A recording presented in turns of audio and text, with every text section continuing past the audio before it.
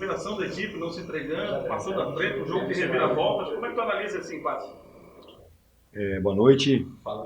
Ontem na reunião que a gente fez antes do treinamento, eu comentei com os atletas que um clássico contra o Avaí, o jogo com a Chapecoense, Criciúma, próprio Joinville, são jogos que você vai mensurar o parâmetro, né, técnico, individual dos atletas e da tua equipe, e também a questão coletiva, né, estado anímico. São jogos decididos em detalhes. Quero aqui salientar que em alguns jogos a nossa equipe ela saiu atrás, contra o Criciúma saímos atrás, contra o Joinville, e aí, hoje também. E nós não desesperamos, a gente manteve a postura, manteve a tranquilidade, mesmo sendo um grupo bastante jovem, né? Então, gostei do jogo, gostei dos dois tempos. Eu acredito que hoje nós fizemos, tanto no primeiro como no segundo tempo, um jogo bem equilibrado, um jogo onde nós criamos oportunidades. Cometemos alguns erros, mas isso é natural de um grupo que está se formatando agora, de uma média de idade muito baixa. Só dois jogadores com 30 anos, o Denis e o Zé Antônio, né? Os demais muito jovens, né? E fiquei contente com a nossa produção, com a nossa performance e acredito que se fôssemos mais eficientes e se não tivéssemos cometido alguns erros, poderíamos ter saído daqui com a vitória, até pelo aquilo que a gente produziu durante todos os 90 minutos. Emerson, o resultado na tabela ele é negativo, porque o Figueira, que liderou 11 rodadas, não vai ter chance de disputar o primeiro lugar na última rodada, e ainda depende de alguma pontuação do Avaí para poder chegar ao segundo lugar. Você chegou a falar durante a campanha de tentar evitar a Chapecoense e esse objetivo não foi conquistado nessa noite. Queria que você falasse sobre esse aspecto, mas o aspecto de teres visto grandes atuações de jogadores importantes do teu time, como Alípio, Matheus Lucas, Betinho, Alemão Teixeira, justamente no jogo grande, que é quando eles têm que aparecer. Não, exatamente. Essa questão das três, de Figueirense, Avaí e Chapecoense, ela na metade do segundo turno começou a se direcionar, né? Essas três equipes foram se afastando do bloco, principalmente o quarto colocado, e até comentamos com os jogadores que provavelmente quem ficasse em primeiro lugar pegaria uma equipe. Parece que o Criciúma ganhou, o Criciúma está na quarta colocação, né? Também é uma equipe tradicional, grande do nosso estado, não desmerecendo as outras, mas um confronto entre Chapecoense e Figueirense, Chapecoense e Avaí, provavelmente ele iria acontecer, né? Só estava faltando definir a ordem, onde é que seria esse jogo. Temos uma possibilidade ainda de trazer esse jogo aqui por Orlando Scarpelli. Tem um confronto do Avaí com a Chapecoense lá e nós aqui com o Marcelo Dias. Vamos estar trabalhando para que isso aconteça, mas se não acontecer, vamos lá em Chapecó decidir. E como eu falei, eu tenho um grupo aqui de bastante caráter, um grupo de bastante personalidade. Poxa, cara, o que você falou é legal, cara, porque depois que começou o campeonato, nós só agregamos, se eu não estou enganado, o Alemão Teixeira, substituindo o Matheus Ribeiro, e agregamos o Pop. Eu acho que foi isso, né? Depois chegou o Wallace, lateral direito também.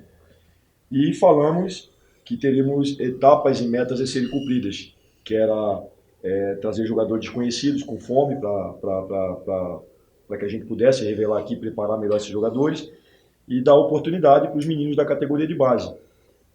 Hoje terminamos o jogo com um número, eu acho que de 6 ou 7 meninos, né? Terminaram o jogo, 6 meninos da categoria de base.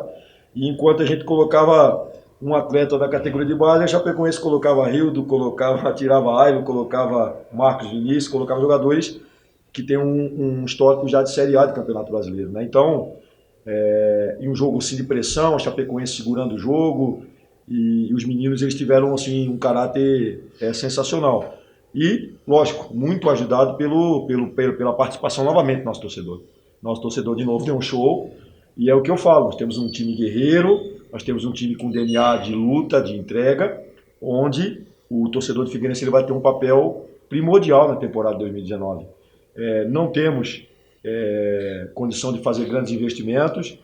Talvez essa semana vai ter alguma novidade de alguns atletas dentro daquele perfil que eu falei, mais experiente chegando já para o Campeonato Brasileiro da Série B. Nós precisamos, isso aí eu já falei diversas vezes, mas estamos formando aqui um grupo e o percentual de aproveitamento de atletas da categoria de base e desses atletas desconhecidos que nós trouxemos vai ser grande, nós vamos precisar repor poucas peças, né? Talvez 3, 4, no máximo 5 jogadores para início de Série B. Então, fiquei muito contente mesmo. Tem jogos que você não vence, mas o resultado, a performance, ela te dá muita segurança para o futuro. E foi o que aconteceu hoje. Eu saí triste com o resultado, porque merecemos vencer, mas muito contente com a nossa produção e com a nossa performance durante todo o jogo. Emerson, você bem citou que o Figueirense terminou com 6 jogadores da base em campo e 2 dos gols saíram dos pés justamente de jogadores da base, né? E inclusive a última jogada feita ali com o João Diogo, cabeça da outra área, e o Matheus Lucas completando. Queria que você falasse sobre o aproveitamento ofensivo do Figueirense, inclusive terminando ali com quase todos os jogadores sendo ali da base do Figueirense, e também sobre essa questão do Matheus Lucas e do João Diogo jogando juntos também. Como eu acredito que vocês devam ter percebido, a partir do momento que o João Diogo entrou, nós mudamos o posicionamento. Né? Não jogamos da mesma maneira. Né? Nós passamos a jogar com 2 linhas de 4, ali do lado direito, porque eu precisaria de um jogador para fazer os cruzamentos. Eu teria 2 jogadores de área, 2 jogadores com uma boa presença de área, e o Guilherme, ele começou a flutuar como um meia esquerda, né, como um jogador ali pelo lado esquerdo dando suporte para o destro. E o João Diogo mais próximo do Matheus Lucas. É até um posicionamento que eu falei, que a gente tentou fazer aqui contra o Criciúma. Aliás, nós fizemos contra o Criciúma. Eu até falei para vocês que nós não havíamos treinado, foi uma situação de emergência, até pelo tempo que nós não tínhamos naquela época, né? E com a semana cheia que tivemos algum tempo atrás, né?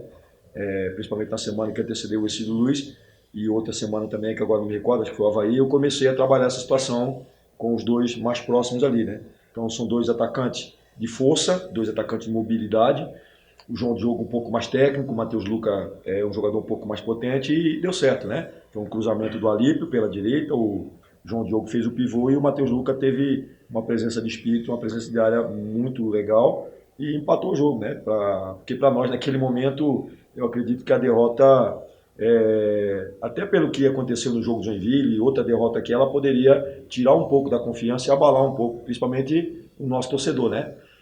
Então, foi legal a participação da torcida, volto a dizer aqui, e agora é trabalhar para fazer um bom jogo contra o Marcelo Dias e encerrar bem essa primeira fase do campeonato. Emerson, Maria, o De Franco disse agora que foi um grande jogo, os números de gols comprovam isso. Né? Qual vai ser a tendência, independente de ser aqui ou lá, né? Uma partida com 6 gols? Deve ser o mesmo teor que foi hoje aqui, não?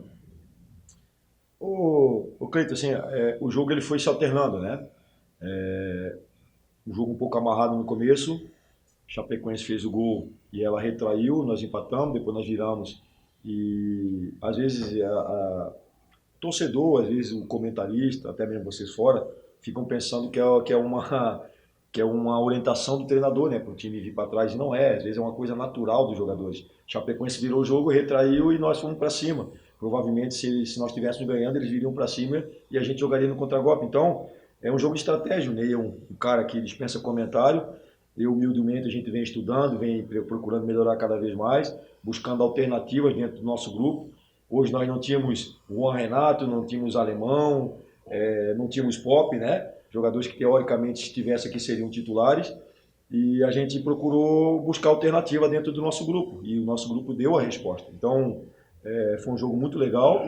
E a expectativa para esse confronto, se for aqui ou for lá, é de um grande jogo, cara. Porque o Ney, como eu falei, ele monta muito bem as suas equipes. E nós vamos ter que ter a competência, eu, o Márcio Gugu, o Emerson Nunes e o Ionori, né, que fazem parte da comissão técnica, diretamente comigo, né, tirando aqui o pessoal da área física, para a gente criar uma estratégia legal e vencer a Chapecoense, porque a perspectiva, como eu falei, é de um jogo muito difícil e muito equilibrado. Maria, boa noite. Mudando um pouquinho o foco do jogo, nós chegaremos à última rodada com várias chances aí, com chances abertas para todos os clubes. Por outro lado, a Federação Catarinense de Futebol, com o consentimento dos clubes, aumentou o campeonato em 2 datas. Eu gostaria de saber contigo o que tu vês como o cenário ideal para que não haja esse inchaço e também seja achado uma forma de deixar o campeonato competitivo. Olha, é um tema assim que merece discussão. Eu não sou contra os estaduais. É legal, como nós tivemos lá no estado do Marcílio Dias, né? estádio lotado, uma festa muito bonita, Arena Joinville, quando a gente vai em Chapecó, porque diferente dos outros estados, né? Eu estava vendo um jogo do Grêmio contra o São Luís, e o estádio praticamente era todo do Grêmio, né? E isso aí lá no interior, aqui em Santa Catarina não ocorre isso. Você vai jogar no interior e a maioria é da cidade que você vai jogar. Então eu não terminaria com os estaduais, não. Até porque tem competições importantes na questão financeira, como é Copa do Brasil, e está faltando, na minha opinião, está faltando aqui, na minha modesta opinião, uma competição regional aqui, como foi a Suminas, mas não a Suminas como foi feita das outras vezes. Né? Uma Suminas bem organizada, com televisionamento, como é a Copa do Nordeste. A Copa do Nordeste, gente, eu joguei lá, tive a oportunidade de jogar eu tive a oportunidade de defender o Fortaleza, disputar a Copa do Nordeste. Vocês não imaginam o que é Lampions League. Pô, você entra, é um evento, você vai jogar no Piauí, estádio lotado, você vai jogar, tem CRB e Ceará, tem agora ABC de Natal. Então, eu acredito que nós teríamos que ter uma competição, uma Copa Sul, nós temos equipes suficientes aqui. Então, as grandes equipes poderiam disputar essa competição e entrar mais à frente. De repente, com jogos eliminatórios, 2 jogos, né? Jogos mata-mata. E as outras equipes aqui, com todo respeito, elas tocariam a competição. Né? Daria mais tempo para a gente se preparar, a gente teria, às vezes, semana cheia, entraria no campeonato um pouquinho mais tarde, né? Fazer uma pré-temporada tranquila, até porque nós temos um calendário até novembro e muitas das equipes aqui, que é o caso do Marcílio Dias, que é uma pena, que vem fazendo um excelente campeonato, Marcílio Dias não vai ter calendário, vai de repente esperar uma Copa Santa Catarina, né? Então, eu vejo que isso aí seria a grande sacada, tá? Outra coisa que eu quero estar comentando, cara, tá? E eu acho que é um assunto também que ele vai dar muita polêmica.